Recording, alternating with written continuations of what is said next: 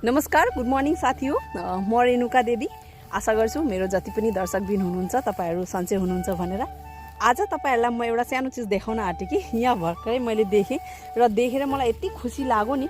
तपाईँहरू यहाँनिर हेर्नुहोस् त, यति सानो बुट्टामा होइन म्याङ्गो कति मजाले फलेको रहेछ। हेर्नु त, ओ माई गड, हेर्नु त यति तल तल यति राम्रो राम्रो म्याङ्गोहरू फलेको रहेछ होइन। कस्तो राम्रो लाग्यो देखेर होइन, कस्तो राम्रो लागेर मैले चाहिँ सोचेँ तपाईँहरूलाई देखाऊँ भनेर।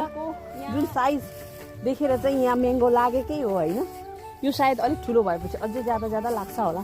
यहाँ हेर्नु न, यहाँ देख्नु हुँदैछ।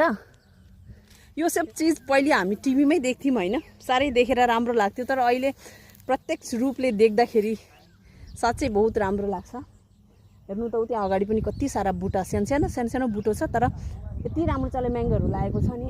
त्यो टाढामा त पुरा भर्ती नै छ। तपाईँहरूले यति सानो बुट्टामा म्याङ्गो लागेको देख्नुभएको छ कि छैन कमेन्ट गरेर भन्नुहोस्। र भेटौँला नेक्स्ट भिडियोमा।